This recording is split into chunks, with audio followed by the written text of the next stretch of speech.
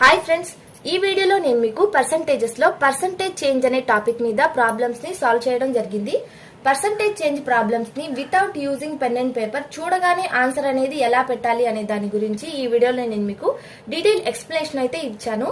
So మీరు వీడియోని ఎక్కడా కూడా స్కిప్ చేయకుండా ఎండ్ వరకు చూడండి. ఇది మీకు చాలా అంటే చాలా యూజ్ అవుతుంది.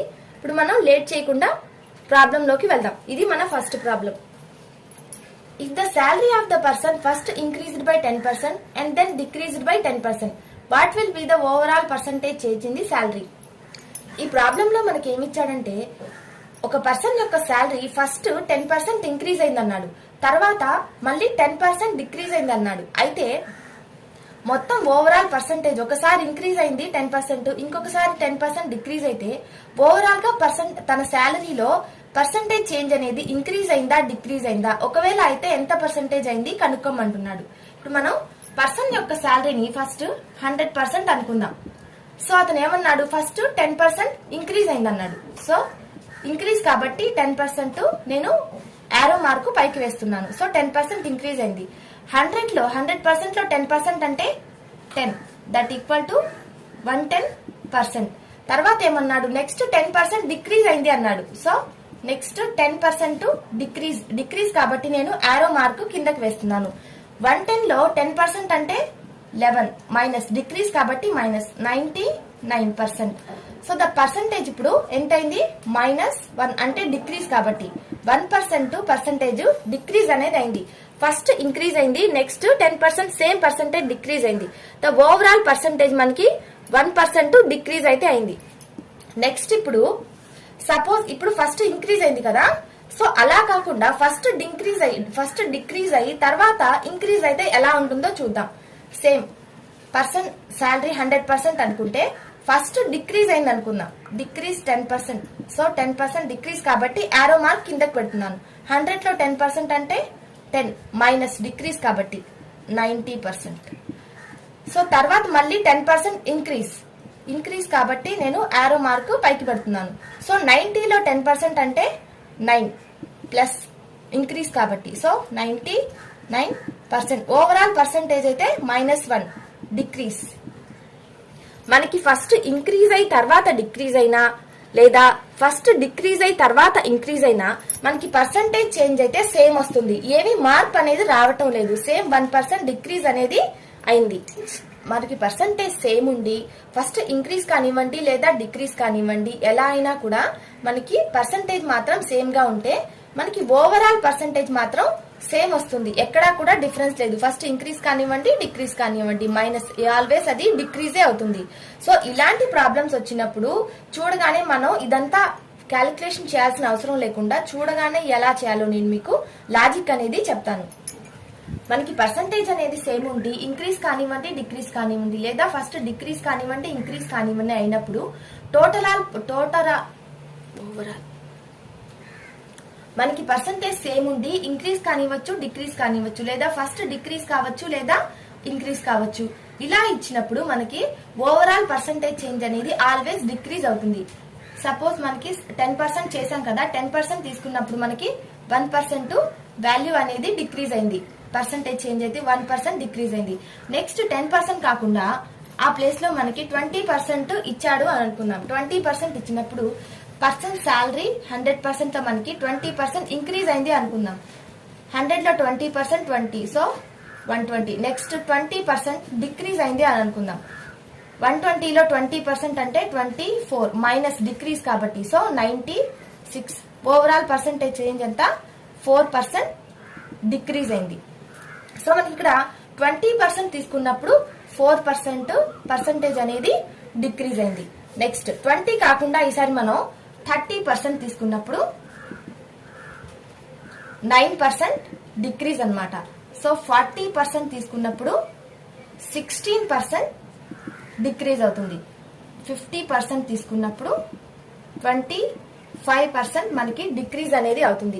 దీనికి లాజిక్ ఏంటంటే, ఎప్పుడైనా మీకు ఇలాంటి ప్రాబ్లమ్స్ చూడగానే దీనికి ఇక్కడ 1.0 హోల్ స్క్వేర్ అనమాట. నెక్స్ట్ దీనికి కూడా 20% కి 2.0 హోల్ స్క్వేర్, 3% కి 3.0 whole square, next 4.0 whole square 5.0 whole square.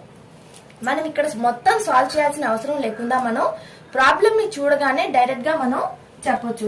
Suppose 15% అనుకోండి. 15% మనకి ఇంక్రీజ్ డిక్రీజ్ అయినప్పుడు ఓవరాల్ పర్సంటేజ్ చేంజ్ 2.25%.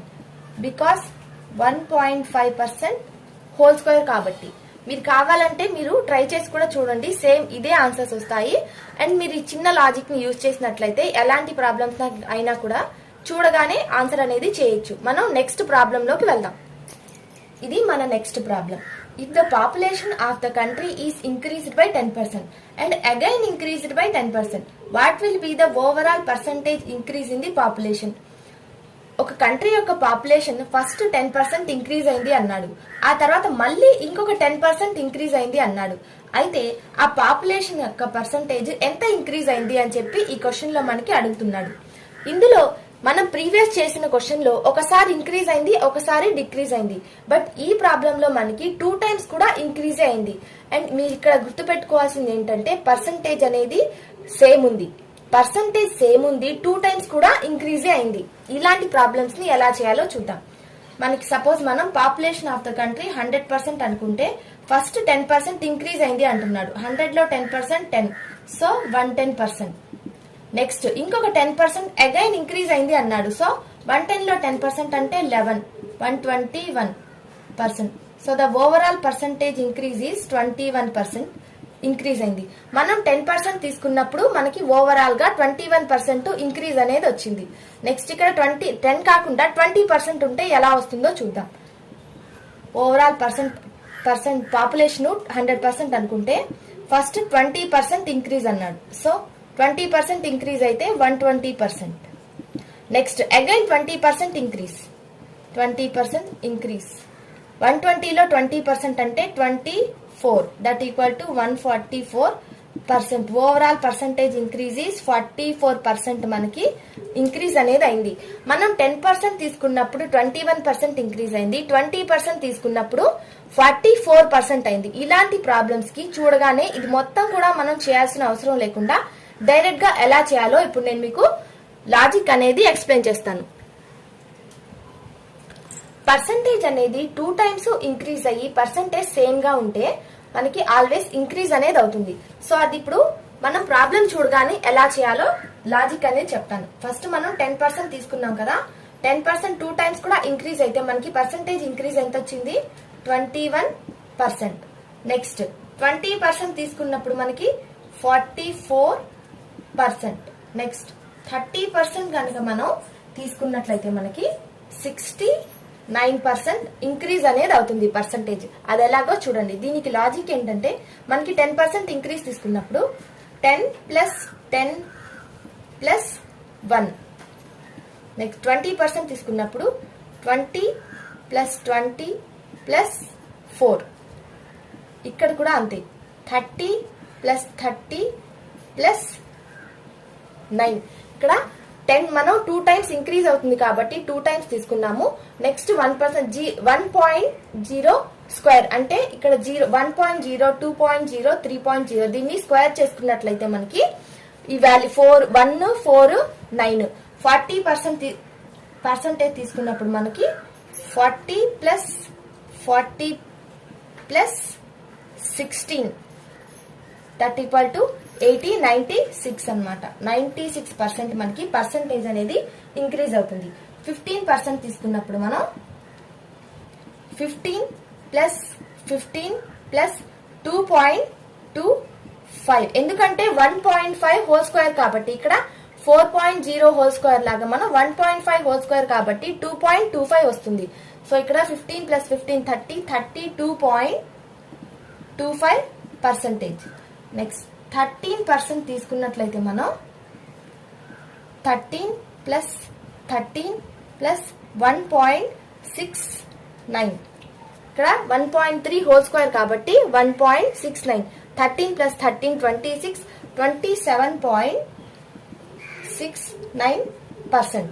ఈ విధంగా మనం ఎలాంటి పర్సంటేజ్ ఇచ్చినా కూడా మనం ఈ విధంగా ఈజీగా ఆన్సర్ అనేది పెట్టొచ్చు అనమాట. మనం క్యాలిక్యులేషన్ చేయాల్సిన అవసరం లేకుండా ఈజీగా చెప్పొచ్చు. నెక్స్ట్ నేను ఇంకో ప్రాబ్లం, ఇప్పుడు పర్సంటేజ్ ఇంక్రీజ్ అయినప్పుడు ఈ విధంగా మనం చేస్తాం. ఇలా కాకుండా 2 టైమ్స్ కూడా పర్సంటేజ్ డిక్రీజ్ అయినప్పుడు ఎలా చేయాలో నెక్స్ట్ ప్రాబ్లం లో ఎక్స్ప్లెయిన్ చేస్తాను. ఇది మన next problem. If the population of the country is first decreased by 10% and again decreased by 10%, what will be the overall percentage decrease in the population? Problem లో మొత్తం same గా ఇచ్చాడు, but increase దగ్గర decrease ఇచ్చాడు. Previous problem లో మనకి 2 times కూడా increase అనేది అయింది, బట్ ఈ ప్రాబ్లం లో మనకి 2 టైమ్స్ కూడా డిక్రీజ్ అనేది అయింది. సో ఇలాంటి ప్రాబ్లమ్స్ కి ఎలా చేయాలో చూద్దాం. పాపులేషన్ ఆఫ్ ద కంట్రీ 100% అనుకుంటే ఫస్ట్ 10% డిక్రీజ్ అన్నాడు. సో 10% 10 కాబట్టి 90. మళ్ళీ అగైన్ 10% డిక్రీజ్ అన్నాడు. సో నెక్స్ట్ 90లో 10% అంటే 9, that equal to 81%. Overall percentage decrease 19% decrease అనేది అయింది 10% తీసుకున్నప్పుడు. ఇప్పుడు మనం 20% తీసుకుందాం. 100% పాపులేషన్ అనుకుంటే 20% 20 పోతే 80%, అగైన్ 20% డిక్రీజ్ అన్నాడు కాబట్టి 80లో 20% అంటే 16, that equal to 64%. Overall percentage decrease వచ్చి 36% డిక్రీజ్ అనేది అయింది. సో మనం 10% తీసుకున్నప్పుడు 19% డిక్రీజ్ అయింది, 20% తీసుకున్నప్పుడు 36% డిక్రీజ్ అనేది అయింది. ఇలాంటి ప్రాబ్లమ్స్ కి మనం డైరెక్ట్ గా ఎలా చేయాలో లాజిక్ అనేది ఇప్పుడు నేను మీకు చెప్తాను. మనకి 2 టైమ్స్ పర్సంటేజ్ అనేది డిక్రీజ్ అయితే ఓవరాల్ పర్సంటేజ్ కూడా డిక్రీజ్ అవుతుంది. సో ఫస్ట్ మనం 10% తీసుకున్నప్పుడు 19% వచ్చింది. నెక్స్ట్ 20% తీసుకున్నప్పుడు 36% వచ్చింది. దీనికి లాజిక్ ఏంటంటే 10 ప్లస్ 10 మైనస్ 1. సేమ్ ఇందాక మనం 10 ప్లస్ 10 ప్లస్ 1 వేసుకున్నాము. 2 టైమ్స్ ఇంక్రీజ్ అయినప్పుడు, 2 టైమ్స్ డిక్రీజ్ అయినప్పుడు ఏంటంటే 10 ప్లస్ 10 మైనస్ 1. ఇక్కడ సైన్ అనేది చేంజ్ అవుతుంది. దీనికి కూడా సేమ్ అంతే, 20 plus 20 minus 4, 2.0 whole square, 1.0 whole square. ఇక్కడ లాస్ట్ లో మనకి సేమ్ ఇక్కడ కూడా 30 ప్లస్ 30 మైనస్ 9 అనమాట, 3.0 whole square minus 3.0 whole square. 60లో నుంచి మనకి 9 పోతే 51%. నెక్స్ట్ 40% కి కూడా same, 40 plus 40 minus 16, 40 plus 40 80 minus 16, 64%. Next 15 కూడా same, 15 plus 15 minus 2.25, 1.5 whole square కాబట్టి 15 ప్లస్ 15 30, 30 మైనస్ 2.25, 27.75. ఈ విధంగా మనం 2 టైమ్స్ కూడా డిక్రీజ్ అయినప్పుడు ఇక్కడ జస్ట్ మైనస్ పెట్టుకోవాలి, సైన్ అనేది మారుతుంది. అండ్ 2 టైమ్స్ ఇంక్రీజ్ అయినప్పుడు మనం ఇక్కడ ప్లస్ వాల్యూ అనేది వస్తుంది. ఒకసారి ఇంక్రీజ్ అయ్యి ఒకసారి డిక్రీజ్ అయినప్పుడు సింపుల్ గా మనం 1.0 whole square, 2.0 whole square, 3.0 whole square. ఈ విధంగా మనం ప్రాబ్లం ని చూడగానే ఎలాంటి క్యాలిక్యులేషన్ అవసరం లేకుండా చూడగానే మనం ఆన్సర్ అనేది చెప్పొచ్చు. మీకు గనక నా వీడియో నచ్చినట్లయితే లైక్ చేయడం మర్చిపోవద్దు. Thanks for watching.